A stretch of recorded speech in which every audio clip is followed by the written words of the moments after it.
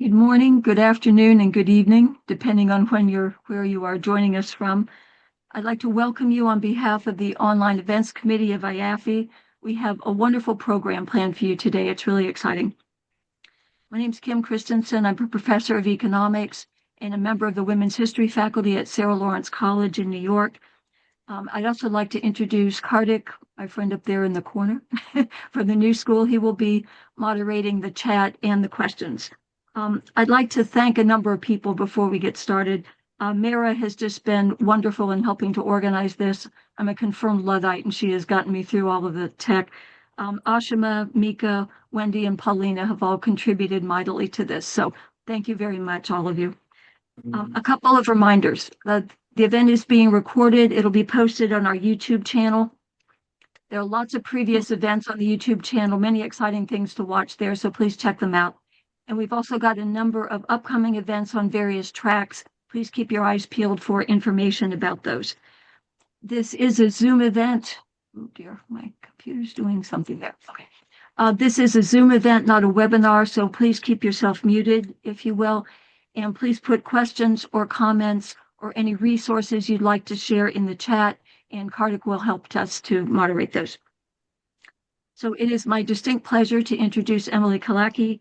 She is the author of Wages for Housework, The Feminist Fight Against Unpaid Labor. Emily is a professor of history at the University of Wisconsin at Madison, where her fields are Africa, decolonization, and global feminism. Very interesting combination for us.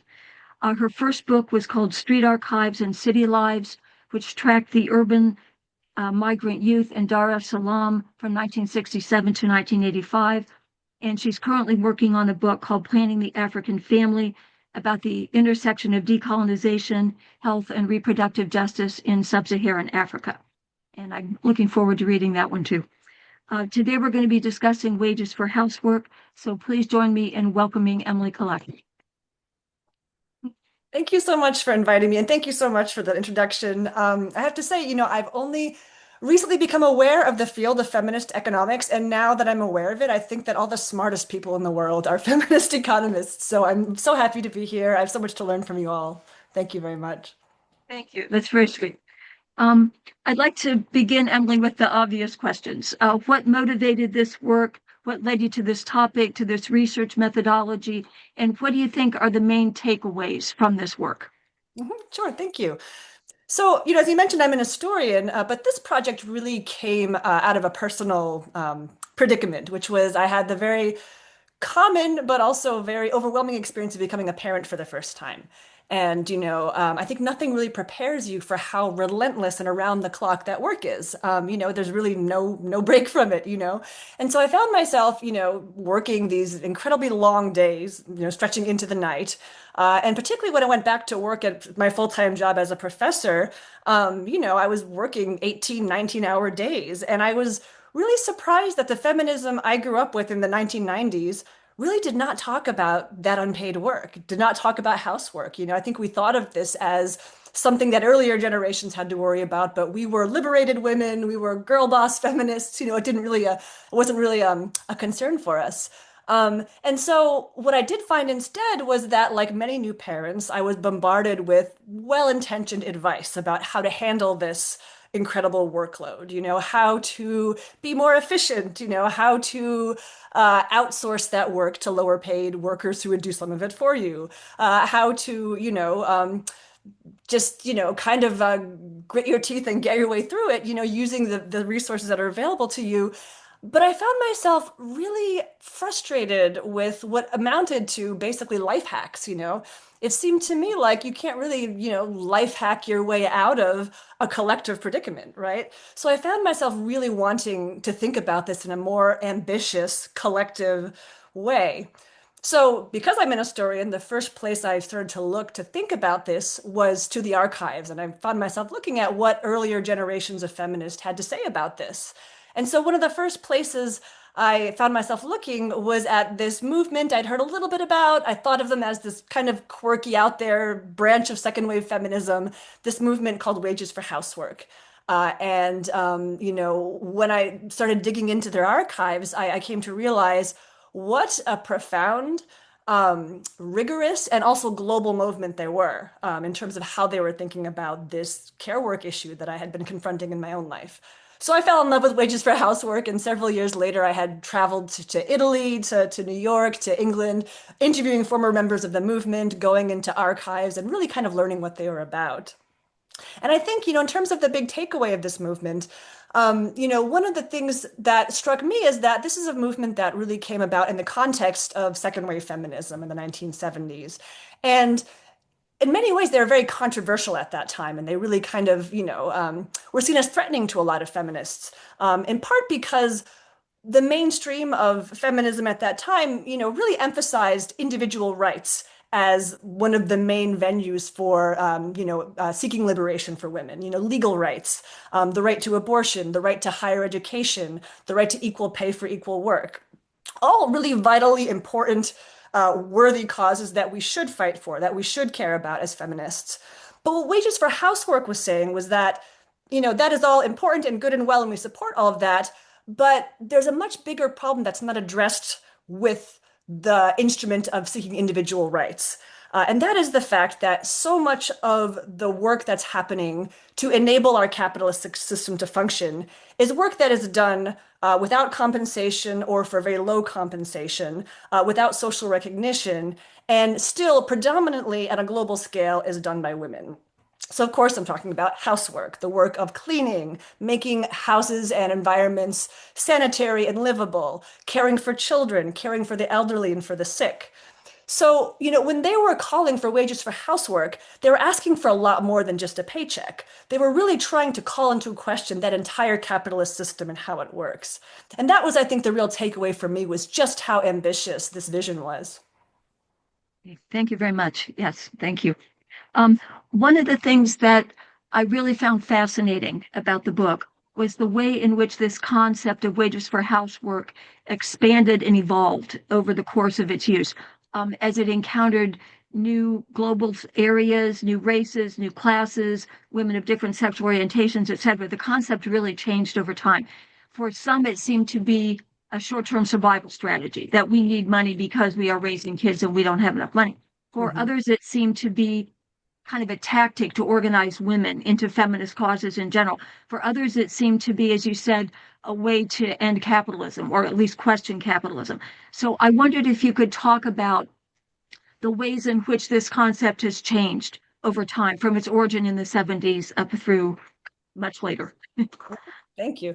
And that's one of the things I think I found most fascinating about the history of this movement is that, um, housework is different for different people based on your class position, based on race, based on nationality. And that's part of what makes housework both universal, but also a kind of barometer of social inequalities at all different kinds of levels.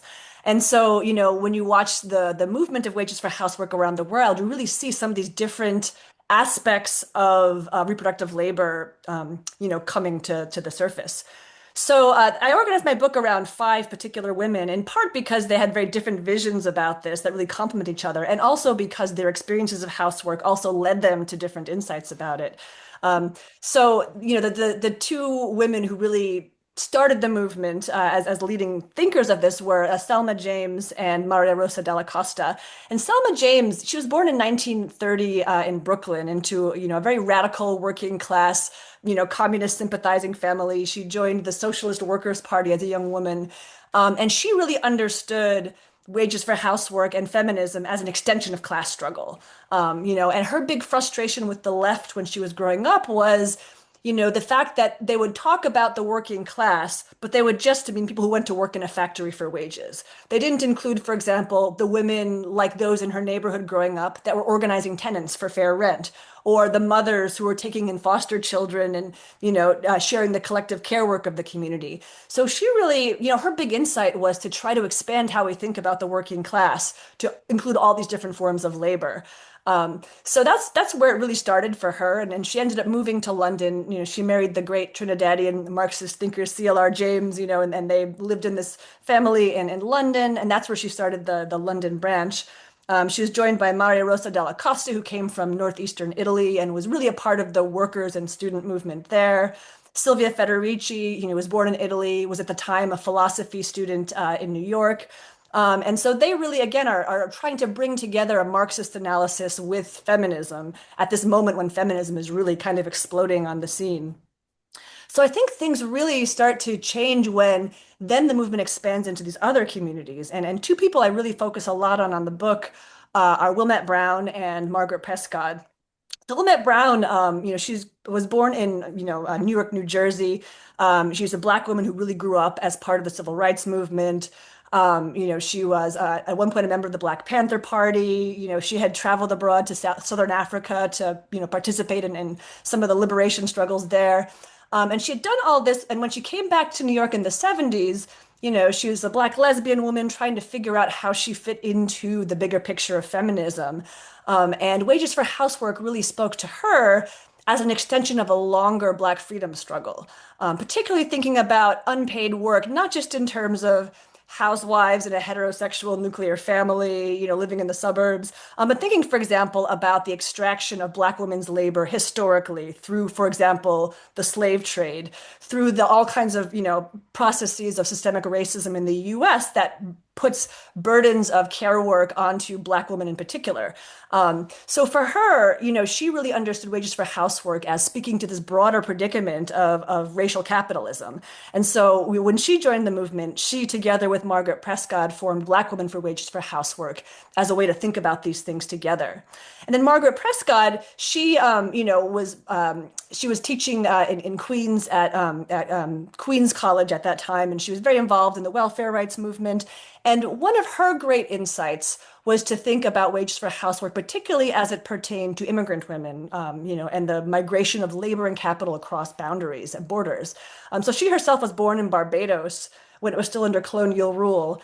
And one of the experiences that was very formative in her childhood was watching how many people in her community had to migrate abroad to find work and send home remittances, and how many of those people were women who were, migrating abroad to New York and London and Amsterdam, working for low wages, so low, in fact, they couldn't actually bring their children with them to go live in those countries. And for her, that was a massive extraction of care work and labor from her community. So then when she finally does move to the US, she moved to Brooklyn in the 1960s, she encounters this very racist American discourse that immigrants are freeloaders. They're, benefiting from our largesse as a society, when she could see it was exactly the opposite, right? That cities like New York were beneficiaries of all this extracted labor, particularly of women from places like Barbados, where she was from. So she took that kind of analysis further into Wages for Housework. And one of the campaigns that she spearheaded, inspired by this insight, was in the UK in the 1980s, there was this movement to try to expand the family allowance to include the children of women who were migrants living in the UK, but whose children were being cared for by other women in the countries they came from. So again, really showing how capital and the extraction of labor does not happen just within national borders. And then a final group I should talk about in terms of how this insight spreads was Wages Do Lesbians, which was started, I believe, in Toronto in the mid 1970s. And this is a group of, lesbian activists. And one of their insights, one of the struggles that really animated them towards the issue of wages for housework was struggles over child custody, particularly in a system that was, very homophobic, that discriminated against, women, in lesbian partnerships who were seeking custody of their children. There was this real kind of compulsory heterosexuality built into the welfare state. And for them, that was a way of keeping people in the closet. It was a way of discriminating against gay and lesbian parents. The solution to that was to recognize housework and to prioritize financial independence. Rather than seeing welfare as something that should entrench the nuclear family, it should allow people to have financial independence in order to decide what kind of family they want to live in and what kind of world they want to create. And so one of their big collaborations actually was with women who were victims of domestic violence, who again were also making the case that, to survive domestic violence, to leave abusive situations, women who do care work have to have financial independence and autonomy. So a lot of really unexpected places. I could go on and on about this, but where housework comes to mean something different for different communities, and that really kind of expands and enriches the analysis. Thank you. Yes, and it's very, very interesting. Thank you. One thing you raised that we may want to talk about more later is the relationship between paid and unpaid housework. and Mhm. how that evolves over time. Interesting question. Okay, we'll go back to that later. Um, to talk just about the U.S. for a minute. Hard to do these days. Um, sorry, last night was just really stressful for a lot of us. Um, our welfare state is a disaster. We have fragmented, underfunded care, parental leave, health care, child care. All of these things are underfunded and inadequate. Um, I wondered if your study of wages for housework gives you any insights about why it's such a mess and any insights into what could be done to try to change this situation. Mhm. Yeah, such an important question, and I'm sure there's a lot of wisdom in this, Zoom room right now, people who would have things to say about this. I read something recently that really struck me as relevant with this question. It's a book by Jessica Calarco, the sociologist, who perhaps, you're familiar with this recent book called Holding It Together. I think it's called How Women Became America's Social Safety Net. I think it originated from this, a Twitter conversation where she said something along the lines of, some countries have social safety nets, the US has women, pointing to the fact that so many of those gaps in the social safety net are basically filled by women who aren't paid to do it, and that's the assumption that the system kind of works on. And one of the opening anecdotes in her book is that she goes back to World War II at this moment that I think is often forgotten by historians. I certainly didn't know about it, where during World War II, when so many men were overseas and women had to fill some of their jobs, there was this real push to get women to take over those jobs. And at first, women didn't do it in huge numbers, not because they didn't want to, not because they thought it was masculine and they had a more feminine ideal about their work, but because they couldn't find childcare. So there was this really robust, albeit temporary system that was built of subsidized childcare to enable these women to work. And by and large, the women loved this, wanted it to continue long after the war. So there was this moment when it would have been possible to continue to have this social support for childcare. And that indeed is what happened in a lot of European countries, was that a bigger social safety net was built in the context of war and in the aftermath of war. The US, though, then, decided to cut it, and it was too expensive, too much of a largesse. Also, probably too much of an affront to a particular gender ideal, about who should be working and who should be being paid. What that example shows us is that it is very possible to have that kind of system, but, for whatever host of reasons, the US chooses not to. And two reasons that I would point to why the US, what is an obstacle, is one that I think is familiar to many of you here, which is, our ideas about, the individual and the idea of, pulling yourself up by the bootstraps, the idea that we are a society of DIY, we do it ourselves, and that the market is the best, vehicle for providing these kinds of services and needs, what we would later call neoliberalism. As long as that is something that we embrace as a society, both as a political ideology, but also as a personal ideology, that having a sense of the collective is shameful somehow, or that it means we are dependent and not skilled enough to make it on our own. I think that misperception is one of the big kind of cultural factors that prevents a widespread movement to support the building of a more robust welfare state. I think another reason that's really important for the American context is the history of racism in this country. And then there are historians who I think would speak to this with more expertise than I would, particularly Pramila Madison at Barnard College has written a lot about the history of the welfare rights movement, Dorothy Roberts at Penn, Laura Briggs. But basically, what they document in their work is how in the early days of aid for dependent children and families, there was a widespread sense of support for these programs when they were predominantly associated with white women using them. But then over time, as it became more inclusive and more women of color joined the ranks of recipients, there was a backlash against it. And that was very much exploited by politicians as a way of, cutting the programs. So I think that history of racism in America is really something that needs to be confronted. I think we can't solve that problem without thinking about race in America. Yes, thank you. Um, I would I would maybe also just add, it became really clear to me in the last few days when Donald Trump said we can't have Medicaid, ACA subsidies, and bombs for Iran, right? Uh-huh. Yeah. That military spending is implicated very heavily in our lack of a welfare state. We were just talking about this in my class yesterday, is why I was thinking about it. But Yeah. Well, yeah, but I that's think you're one of the slogans that Wilmette Brown coined in the 80s was pay women, not the military. She made this direct yeah, connection between military spending and cuts to welfare. Yes, yes, thank you. Um, Different kind of questions. The world economy, the U.S. economy, developed countries' economies, the world economy has changed a lot since the 1970s. Globalization, technological change, a lot of the jobs that were coded male, the blue collar, heavy factory, yada yada, a lot of that has decreased significantly, while white collar, more service type jobs that have often been coded female have increased. And so in many developed countries now, the norm for heterosexual families is two incomes. Mhm. Um, how does the concept of wages for housework, how has that evolved? How does that apply to this newer kind of situation? So this came up a lot in the 70s as well, and one of the things that people in Wages for Housework were very adamant about was that we are talking about wages for housework, not wages for housewives.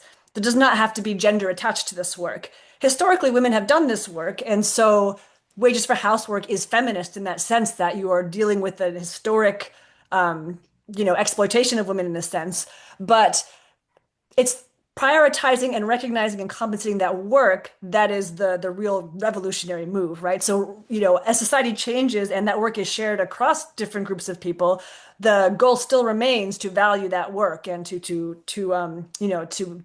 try to really do away with this distinction between work that is done in the marketplace and work that is done in the home. And so, I think one of the places this comes up most probably relevantly in contemporary world is we talk about the sandwich generation, this generation of people that has more care work than ever because of demographic patterns that mean that people are simultaneously caring for elderly parents and relatives and children. So the care work burdens that we face have not gone away. In fact, they've probably increased.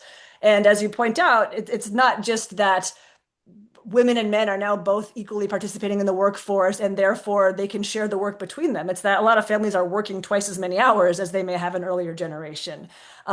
So in that sense, the care crisis that Wages for Housework addresses is as relevant as ever, even if the gender divide of that labor has changed over time. Thank you. Um, as you know, we are living in a time of increasingly racist, patriarchal authoritarianism, not just in the US, but in much of the world. We could name all the countries and areas that have become increasingly authoritarian in the last few years. Um, what do you think wages for housework says to the current moment, to this era when we have increasingly blatantly racist and patriarchal ideologies becoming more prevalent, and the realities also becoming more obviously racist and patriarchal and authoritarian? Yeah, so I mean, there's a way to talk about that in the abstract in terms of what I think Wages for Housework has taught me and how that teaches me to see the contemporary world. But we also Yes. could talk about some of those activists that are still continuing to mobilize. The 70s have passed, but a lot of these women have never stopped doing this work. And one of the things that I think was really interesting is how much interest there has been in Wages for Housework since the pandemic. And so Selma James, Margaret Prescott, several others who were members of the original campaign, they still have their group together. They're based in London, but they've got, kind of a network around the world. And in the context of the COVID pandemic, they renamed their campaign to speak to the contemporary moment. Rather than asking for wages for housework, they call it care income now, and basically calling for, in various contexts around the world, income for caregivers, whether that's caregivers as in terms of parenting children, whether it's caring for the elderly or the sick. They also have expanded that to include caring for the planet, particularly in places with the world where climate change is creating more kinds of housework burdens for people, particularly women. Rising sea levels is an existential threat. It also is a lot of work if you're living in a community that's having to adjust your livelihood strategies, having to walk farther to get firewood, having to figure out how to survive.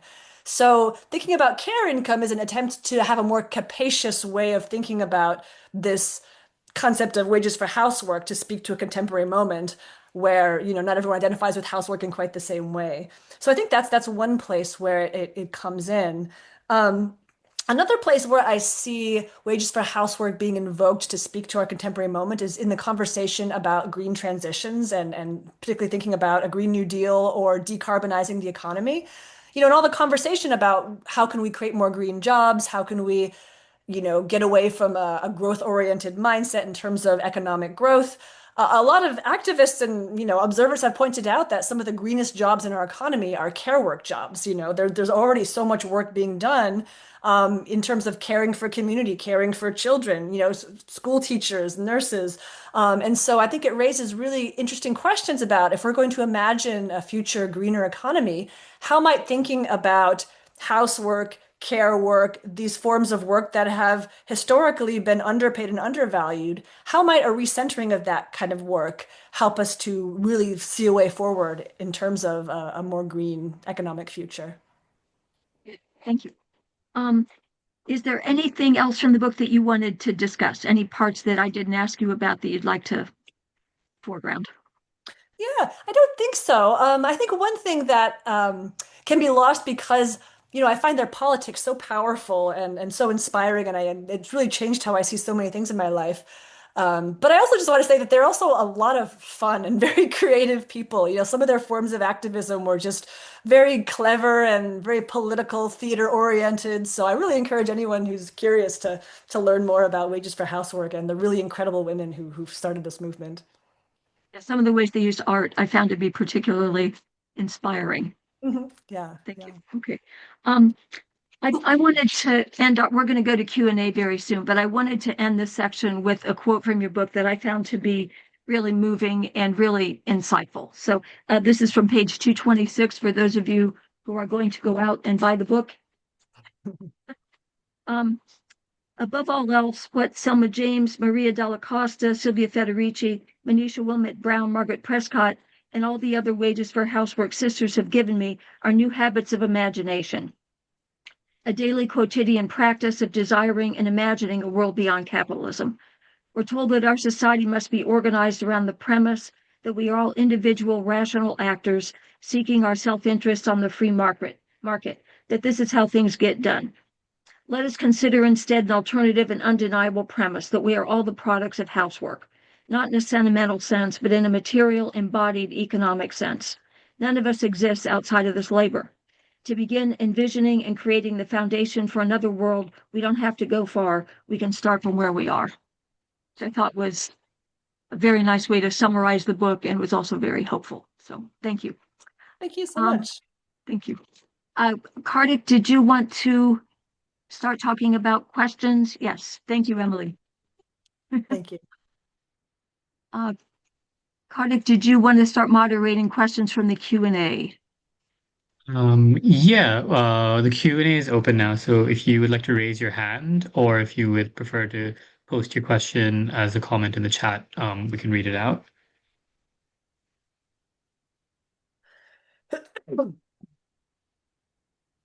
We have Emre Kurt. Yeah, thank you very much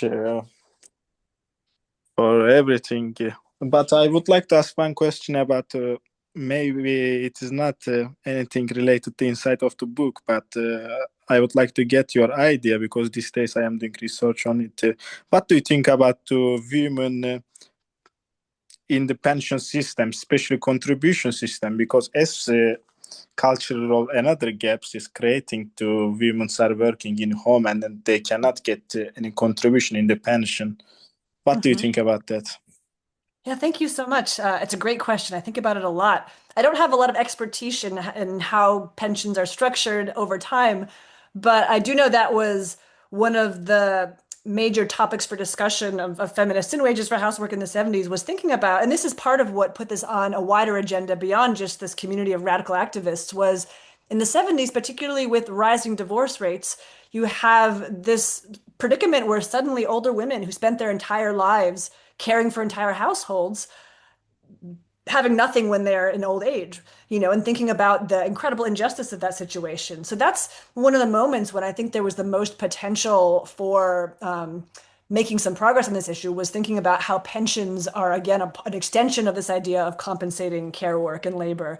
I know there are places in the world where there has been mobilizing around this. I mean, I think in Venezuela, for example, there's been a movement for widows' pensions that's been successful. And I'm sure there are other examples that we could draw on, but that's certainly, I think, is a really important part of it, thinking that it's not just about wages that you get week to week, but about the longer term viability and how historically women doing that work has impoverished them. So very, very important question.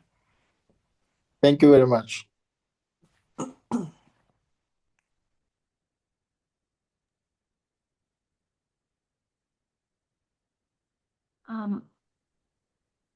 There's a question here. From Elizabeth Gregory, the direct effect of lack of pay for care work has been women's absence from civic voice. How do you see the expansion of childcare in the current world, including the expanded universal childcare model, for example, in New York City or New Mexico now, developing on the wages for housework question and expanding civic voice? Expanding civic voice.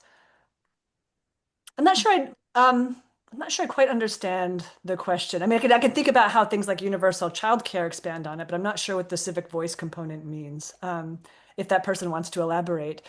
Sure. But Yeah. I'm sorry. I can just clarify that I connect the fact that women have not had pay to the fact that they haven't had presence, their not inability to influence public discussion or to participate, and a status within the debates that have shaped the infrastructure of the world that we live within. So, for instance, all these abortion bans are currently across the United States being voted on largely by male legislators. And a lot of these rules across the economic sphere as well have been instantiated by people with an interest in the status quo.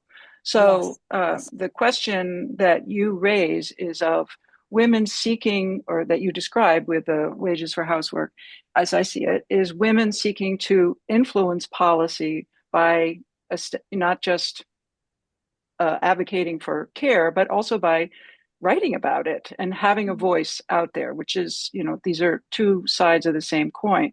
So accessing civic voice has been a gradual process. And in fact, in the past 35 years, women have been in civic life in significant numbers for the first time ever. And that's, there's a whole process that has built up to that. But the actual presence of 28% women in the US Congress, in 1990, it was lower than 6%. So, there's been a big shift. And I guess my question is just, do you see, or have you thought about the relationship between these expanded care issues, which have a value per se, but also the wider context in which women are now seeking and have been, as you've documented, seeking to change the civic dynamics? So if you see what I mean, there are a lot of different factors in play, but childcare is you could say partly that women are not in civic life and they haven't therefore been able to put into place a childcare program because they didn't have childcare. So it's like a vicious cycle.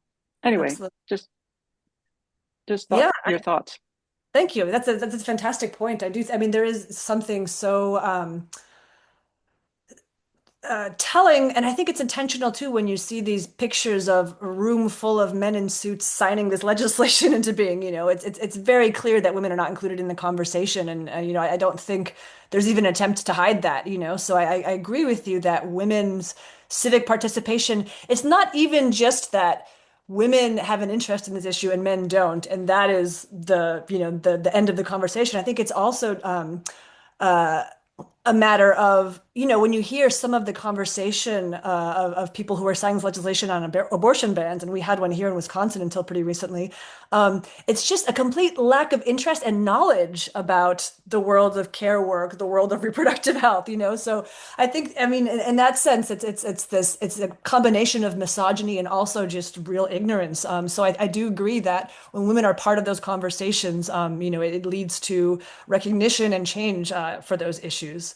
I guess one thing that I would wonder about is, and this I think gets to one of the debates I think that was happening in the 70s in the context of wages for housework and the broader feminist movement, was whether having women in positions of power made a difference or not, And of course, this is coming right before Thatcher comes to power, so there was one kind of case study that kind of was, perhaps in favor of it not being all that important in that particular instance. But there was a real question of how do you bring together on the one hand, needing women's voices in the public sphere, talking about these issues, but also at the same time making sure that women were accountable, particularly to their lower class, working class counterparts, rather than it becoming a situation where middle class women can speak about women's issues in the public sphere, but end up advocating for middle class women's issues, rather than having a sense of being part of a broader movement. I think that might be the main sort of sticking point. But certainly, I think it's important, to have women as part of those conversations, to put those things on the agenda.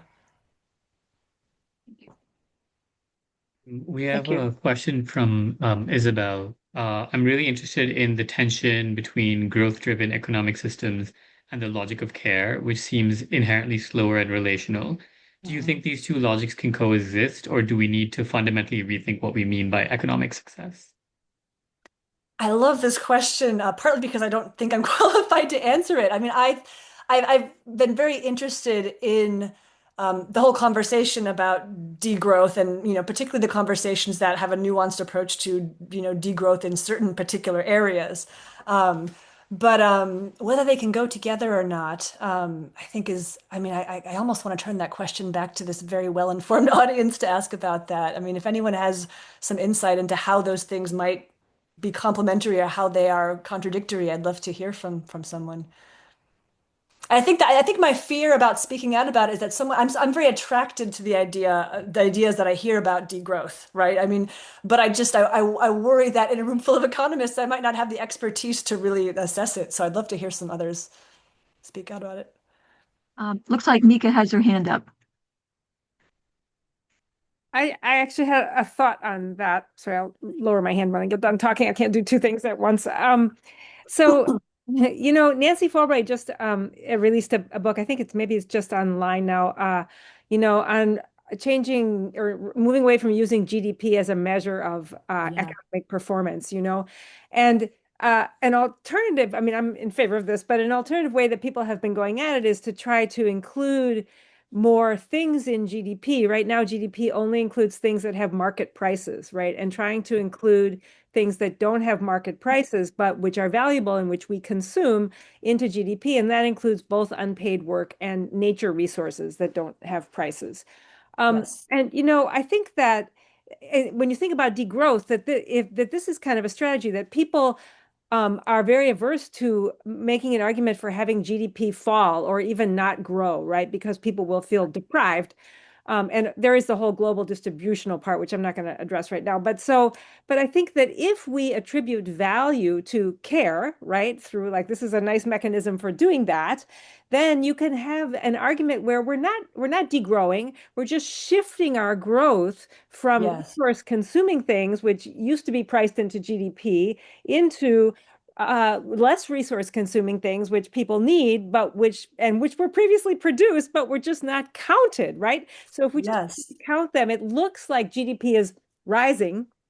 Yes. Even though we're not producing any more carbon footprint, right? I don't know if I'm making sense, but I think that this is a way of connecting those two things, right? The more we value and pay for these unpaid services, the more they count in GDP, the more it frees us up room to produce less of carbon consuming things, and without people feeling like they're, lowering their consumption levels. Well, thank you so much. That was so clarifying for me. I really appreciate that answer. We have a question from Erin. In a world that feels hopeless for the feminist movement, rampant misogyny perpetuated through the manosphere and with AI, and online discourse for women repackaged from girl boss to trad wives, what gives you hope in relation to the feminist movement? Great question. And as Kim pointed out, it's a particularly depressing time right now. I think well, one thing that gives me hope about feminism, particularly right now, is so I teach undergraduates, most of whom are between, say, year 18 and 22 years old, and they are very comfortable questioning what our generation and earlier generations have valued. They're very comfortable questioning. I mean, like, so I lecture about capitalism. That used to be kind of like, I get a lot of eyebrows raised in my early days teaching. I've only been teaching for about 15 years now. Like, students are much more comfortable thinking critically about capitalism. They're much more conversant with the idea of structural racism that I started teaching. They're much more skeptical about the so-called American dream, kind of career escalator up towards middle class life. So I think that's a real moment of opportunity for the left to build something new, right? This moment where young people are, really care about climate change, really are questioning again the idea about relentless growth, right? So for me, that's a moment that I think on the left we shouldn't waste it. So when I see the ways that they are thinking, their hunger for alternatives, that makes me very hopeful. We have a question from Lauren. How does Canada's image, and I suppose this question generalizes to any sort of a lot of other countries, but how does Canada's image as a fair and supportive society fit with the reality that it still operates within many patriarchal structures? And how should that shape conversations around paying people, especially women, for unpaid work at home, like childcare and housework? So, I don't know if I can speak that much to the Canadian example in particular, but I wonder if a way to think about this is that there are a lot of countries in the world that do have a reputation for having a very robust welfare state and for having an more egalitarian system. I mean, I'm thinking, for example, about Scandinavian countries. There's this idea that, and they do have a very robust. I mean, one of my good friends lives in Sweden, and we had children at the same time, and I was just so jealous of all the support she got for parental leave and childcare and health and all these things. However, and this is something I was thinking about recently because I was reading a piece by Paul Farmer, the public health recently deceased activist. But he talks about how you know while the Canadian, the not Canadian, the I think he's called the Scandinavian health system is very robust for those who are within it. It stops at the borders of the nation. And we know that capital is global. So I think that the idea of an egalitarian, robust model like we have in Scandinavia, like perhaps Canada's another example. I mean, again, there are really things to admire about that and to emulate about that, but I think it doesn't solve the problem because a lot of these issues operate on a global scale through the extraction of resources, labor, capital, across national boundaries. So I'm not sure thinking about national examples of having a reputation for success, really solves the bigger issue. Again, please feel free to raise your hand or add any other questions to the chat. I would like to take an opportunity to utilize my position as moderator, to ask, what do you see as future directions of research for the younger scholars who are here on the issue of wages for housework? Just both qualitatively, like methodologically, as well as in terms of like theoretically. Mhm. Thanks. One of the things I wish that I had had time to do, and I see so many people when I've traveled to talk about this, bring up are instances of experiments, really kind of small scale experiments in collectivizing care, in demanding compensation for work that isn't currently recognized. I'm thinking about examples, for example, in parts of the world where people are defending the environment from deforestation, for example, right? It's much more profitable to go and extract a bunch of minerals from the earth and to chop down a forest and to make it into something else. If you can make a case for we are doing the work of preserving this place, of protecting it, and that is valuable work because it is contributing to the well-being of everybody who lives on this planet and has to breathe the air and live with the climate, I think those kinds of arguments, when they could be successful, I think those movements are really interesting and could potentially be a roadmap for how we might think, about a different kind of future.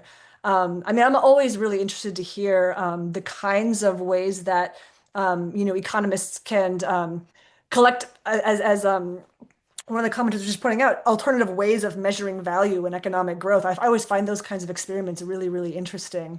So yeah, I just think that there's a lot out there, and I think that maybe I'm overly optimistic, but I guess it's never a bad thing to be optimistic. But I think that if we're going to imagine, a different kind of world in the future, just finding those little small scale places that help us think differently, I think can be really interesting. So. Erica?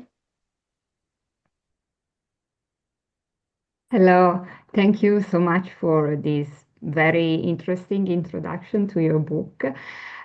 Just this morning, I was thinking about something, and maybe at the beginning of the wages for housework movement, there was an answer to this. So I'm asking my question now.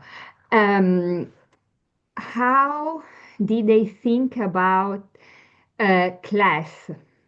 So, um, how class intersect with the wages for housework? Because I'm thinking that not the same kind of help makes a difference for someone belonging to a different class. So Yeah. maybe a tool that is very useful for someone in the middle upper class is not that useful, or it may even be um, detrimental to someone belonging to a lower class. And so, did they discuss this? What answers did they find? Thank you so much for that question. I would say that class was really the center of their analysis, particularly in those early days. And as I mentioned, Selma James, really understood herself first and foremost as a working class woman, and she's someone who really, again, saw feminism as an extension of working class issues.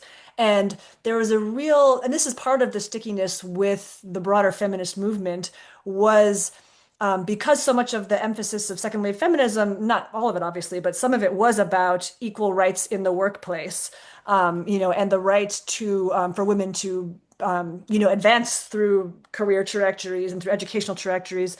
There was this idea that work is only liberating if you're in a particular class, right? The idea of being allowed to work is not liberating if the job that's available to you is cleaning someone else's house or working at a fast food restaurant, right? So I think there's a real sense that they really rejected the argument that that should be the terrain of struggle, because they saw that as a very bourgeois kind of issue, and that, the real kind of working class position was to understand this continuum between housework and working class, labor across different sectors. I think there's something else. What else did I want to say? I've kind of lost my train of thought. But that's just today. I think that thinking about this in terms of class was really kind of the central analysis for them, was trying to understand, all forms of labor that are kind of, so one of the issues, one of the piece that Selma James wrote was thinking about in London, how, she was very frustrated with the Labour Party, and particularly the labor unions in the UK, because of this idea that their central protagonist was men who went to work for wages, in a factory floor. And she extended this to think also about women, but also about immigrants in the UK, she saw as a kind of, reserve, in the kind of classic Marxist sense, reserve labor army, who could be, recruited to migrate to the UK in times where there was need for labor, and then made expendable after that, right? So again, I think they were trying to think about class in a way that broke beyond that kind of traditional idea about, a waged worker, and to think about all these other kinds of sectors of the economy that could be seen as allies. But again, really trying to resist the idea that, or really resist a kind of middle class, strand of feminism that saw it as career success being the main goal. We have a question from Angela.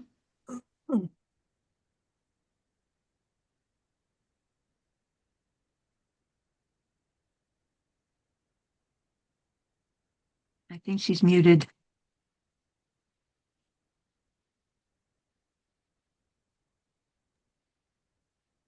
Angela, I think your mic might not be working because you're unmuted, but we can't hear you.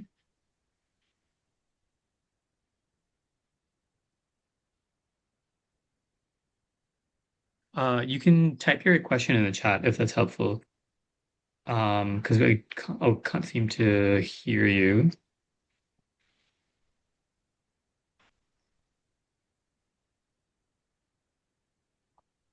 Well, just to add one thing to the previous question while we're waiting, one of the things I think was also critical to thinking about wages for housework as a working class movement was this real push among them, and many of whom were middle class themselves, to identify as housewives rather than to kind of shy away from that term, right? It was a way of saying we're all workers. And it was a way of kind of identifying material connections across these different sectors in terms of whether depending on your position, you shared this predicament of doing labor that was exploited.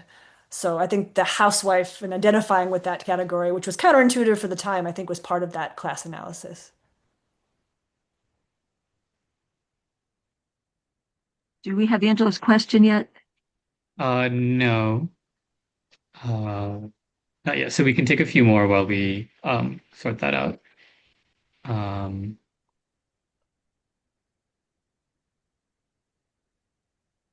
Amber has her hand up if you want to. Yes, Amber. Thanks so much, Emily. I don't know if my camera is working. Apologies, but thank you so much for writing this book, Emily, and for sharing with us today. And I'm really looking forward to reading it. I'm really curious about what you found out about the evolution of this very radical campaign. I'm curious because I speak a lot in my work about this topic. I work for UN Women on the topic of the care economy, and we, speak daily about the need to value this labor, both unpaid and paid. And I get asked a lot when I speak about this to policymakers, does this mean we should pay women for the work that they do in the house? And ultimately we say, no, it's not about paying for that direct labor, but through things like tax credits, parental leave, public care services, pension contributions, all of that. And my sort of very rough understanding was that there was some tension within the feminist movement to this idea of the Wages for Housework campaign because of the potential regressive effects it might have on women's labour demand, the potential regressive effects of keeping women, if you like, within the household, within the private sphere, to a more comfortable place for patriarchy, Yes. by keeping their wages low. So Yes. I was very curious, and I really love, let me just say, I really love this very rich intersectional class and race-based dimension to this movement. And I understand it's evolved significantly, but I wondered if you came across any of these tensions now or even in the movement then. Really curious to hear your reflections on that if you came across them. Thank you, and apologies again, I can't get my camera working. Thanks. That's all right. Thank you so much for that question, Amber. Yes, there was a lot of tension about that very issue, I think, from the very start. I think that the biggest critique of wages for housework and the fear that it raised was that this is a moment when women are trying to sever that link between, being a woman biologically and having housework be your destiny. So for some, the idea that then you would pay that work risks entrenching women into that role. It also poses the risk for many people that, does it then compel you to do that work? Does it then invite the state into your home by having to, have them surveil that work, right? So I think those are a lot of critiques that were made of the idea of sending women a paycheck for work. Do you want to, quantify it? Is commoditizing something really the way forward? Do we want to have more things that are decommoditized as a way to think about freedom? So those were the big debates that were going on. And I think there was a lot of debate about those issues within the movement as well.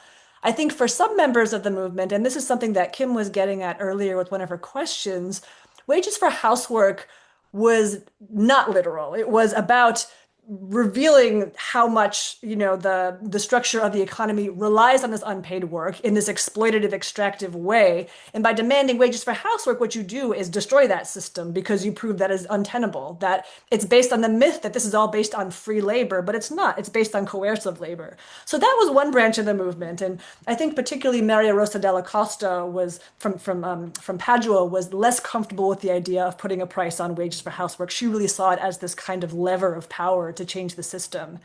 I think for others, particularly, Selma James and Margaret Prescott, who are really trying to link up with the welfare rights movement, the wage itself was a lever of power because, as was discussed earlier, I think by Kim, money in women's hands, particularly when you are impoverished, is a first step towards having more power and being able to ask for more power, right? So it was a seat at the bargaining table.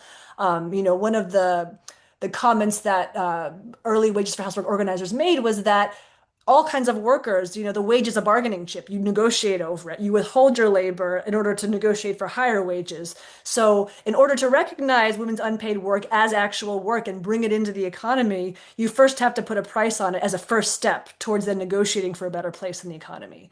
So those are the debates that happened within the movement. I will say there were people who found that whole idea very, kind of regressive and left the movement. So again, there was a lot of debate about it, but I think those debates are certainly very relevant still today. Thanks, Amber. We have a question from Yasmin. I'd love to know more about how wages for housework authors have been incorporating race as a factor nowadays, even more given the context of migration for care work. Hmm. Thanks so much. That's a fantastic question. So race was part of the wages for housework analysis really from the beginning, and partly that had to do with Selma James was and Dalla Costa were the first or the kind of women who really kind of started the movement going. But Selma James, like I mentioned, she was she was married to CLR James, and she was involved in anti-racist work in the UK, for decades before wages for housework. She was involved with, organizing during the anti-colonial movement in Trinidad. So she's someone who really had race as part of her vector of analysis. She went to the first women's liberation conference meeting in the UK in 1970 with a, Free the Black Panthers pin on her jacket. So she's someone who really thought about race as very important to the analysis. And then, as I mentioned, Wilmette Brown and Margaret Prescott really pushed that thinking further in these expansive directions to think about capitalism as global, as histories of imperialism being critical to that analysis, and then thinking about particularly migration and the ways that labor is extracted from women in the global South as part of the analysis.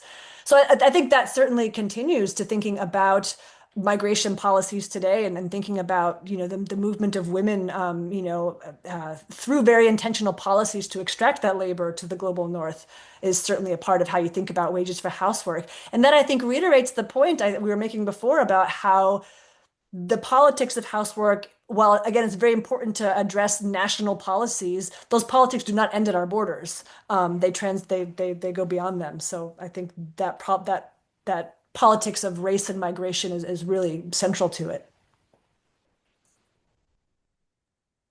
Thank you so much. I think we're just about out of time, right, Kim? Yeah, maybe one more question. Do we have time for one more? Mayra, can you let me? Yes, we do. Okay. Okay, great. I'll take this question from Dan. Okay, it's a bit of a long question. Let me just read it 1 second.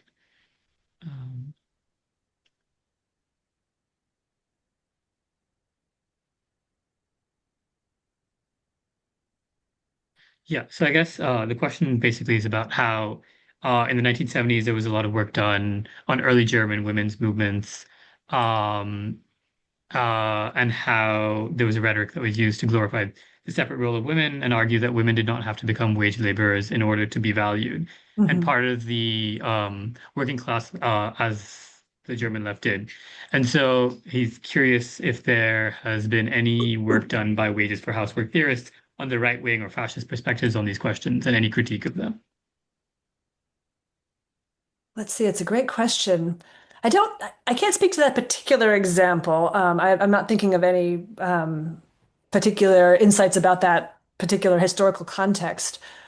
One of the things that I know Selma James talked a lot about, and this is partly because, she's the oldest of the five women I write about. She was, so she was in her 40s by the time Wages for Housework was underway. So she grew up very much in the 1950s, McCarthyism, like, kitchen table debate. I mean, right, was that the kitchen debates? Right. And so thinking about this debate about, whether women are more liberated by becoming proletariats, as was the, sort of idea on the left, and particularly in the Socialist Workers' Party, of which she was a member, or the idea that, the whole Nixon, like women live in the lap of luxury in the US because they have all these modern appliances and our capitalist system produces wealth that makes their lives easier so they can live lives of domestic bliss.